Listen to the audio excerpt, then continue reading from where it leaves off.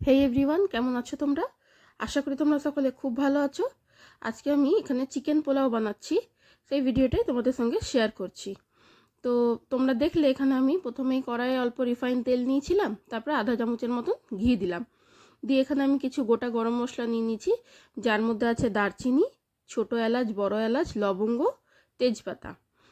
ঘিটা গরম হয়ে যাওয়ার পরে আমি এই ফোড়নগুলো তার মধ্যে দিয়ে দিলাম।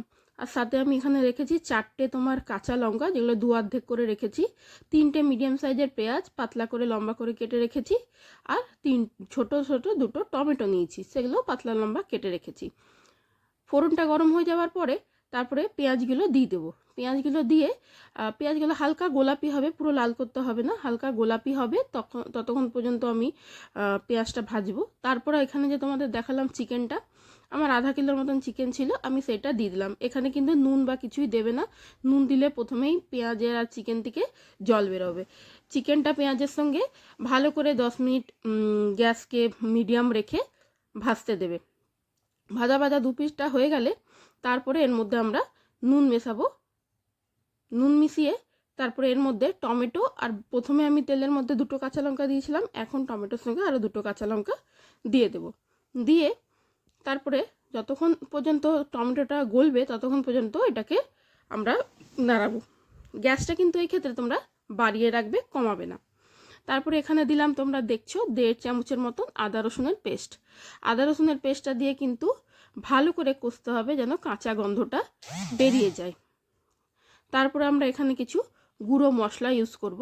তার মধ্যে আমি নিয়েছি 1 চামচ ধনে গুঁড়ো, অল্পখানি 1 চামচের মতনই গরম মশলা গুঁড়ো, কাশ্মীরি রেড চিলি পাউডার। এটা আমি এখানে ঝাল লঙ্কার পাউডার ইউজ করিনি, শুধু কাঁচা লঙ্কা আর অল্প। এরপরে দেখো গোলমরিচের গুঁড়ো দেবো, ব্যাস। তোমরা চাইলে এখানে লঙ্কা গুঁড়ো দিতে পারো, আমি দিইনি, আমি কাঁচা লঙ্কাটাই রেখেছি। এরপরে ভালো করে এটাকে কষি নেব, সব মশলার সঙ্গে কষি নেওয়ার পরে তারপরে এই দেখো এখানে আমি আধা কাপের মতন, ছোটো কাপের আধা কাপ দই ফেটিয়ে রেখেছিলাম, সেই দইটাও দিয়ে দিলাম। দিয়ে এখানে কিন্তু গ্যাসকে বাড়িয়ে রেখে খুব ভালো করে কষবে, যেন গন্ধটা, কাঁচা গন্ধটা না থাকে রসুনের, আমি বারবার করে বলছি এটাই। তারপরে অল্প করে চিনি দিয়েছি আর একটু কসুরি মেথি দিয়েছি। তোমরা চিনিটা অ্যাভয়েড করতেই পারো যদি না দিতে চাও। তারপরে এখানে পরিমাণ মতন আমি নুন দিয়ে দেবো, কেন প্রথমে আমি অল্পই নুন দিয়েছিলাম যেন পেঁয়াজটা টমেটোটা গলে, ওরকমই। এখন আমি পুরো পরিমাণ মতন চাল জল সবের পরিমাণে একেবারে নুনটা দিয়ে দিলাম। নুন দিয়ে এখানে কিন্তু অল্প করে জল দিয়ে দিতে হবে, হাফ গ্লাসের মতন ধরো জল দেবে। জল দিয়ে ভালো করে এটাকে ঢাকা দিয়ে দিতে হবে 10 মিনিটের মতন। কম করেও 10 মিনিট তোমাকে ঢাকা দিয়ে রাখবে, যেন ফুল আছে।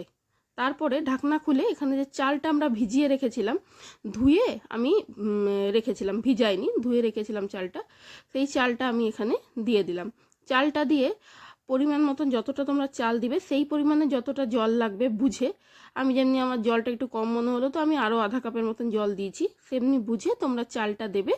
দিয়ে এই দেখো একবার ফুটে যাবে, ততক্ষণ ঢাকাটা খুলে রাখবে। তারপরে উপর থেকে আধা চামচ আবার ঘি দেবে। আমি প্রথমে তেলে আধা চামচ ঘি দিয়েছিলাম, এখন দেখো আবার আধা চামচ ঘি দিলাম। দিয়ে এটা ফুটে গেল ঢাকনা খুলে। এরপরে ঢাকা দিয়ে এটাকে গ্যাস একদম লোতে করে 10 মিনিট তোমাদের রাখতে হবে, একদম হিলানো যাবে না, ঢাকাও খোলা যাবে না। তারপরে দেখো 10 মিনিট পরে এটা খুললে এরকম পুরো ঝরঝরে একদম পোলাও তোমাদের রেডি হয়ে যাবে। চিকেন ভাত সবই সেদ্ধ হয়েছে, ভাতগুলো দেখো কত সুন্দর ঝরঝরে হয়েছে, একদম ভাঙবে না, বারবার নাড়াবে না, একদম হালকা হাতে একবার নাড়িয়ে বন্ধ করে দেবে। এটা খুবই ভালো একটা রেসিপি, যে চটজলদি কখনো হয় আমাদের রান্না করতে হয়, কি করব বুঝতে পারি না, সেই সময়ের জন্য এটা খুবই ভালো একটা রেসিপি। আর বাচ্চাদের তো সবসময় এইসব খাওয়ার পছন্দই হয়। তোমরা একবার ঘরে অবশ্যই ট্রাই করো, ট্রাই করে আমাকে জানিও তোমাদের কেমন লাগলো। যদি ভালো লেগে থাকে তো অতি অবশ্যই লাইক করবে, শেয়ার করবে, সাবস্ক্রাইব করতে ভুলবে না। রেসিপিটা ট্রাই করে থাকো তবে অতি অবশ্যই আমার সঙ্গে ফিডব্যাকটা শেয়ার করবে। আমি তো এটা রায়তার সঙ্গে সার্ভ করেছিলাম, তোমরা চাইলে এটা শুধু খেতেও খুব ভালো হয়, তোমরা চাইলে রায়তা দিয়ে খাও বা স্যালাড দিয়ে খাও। আজকে ভিডিও এই পর্যন্তই, বাই বাই।